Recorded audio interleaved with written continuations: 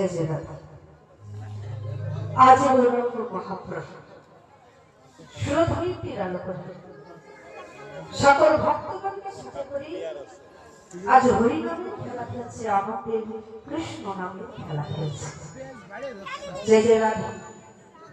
এই যে হরিনামের খেলা, এই যে কৃষ্ণ নামের খেলা,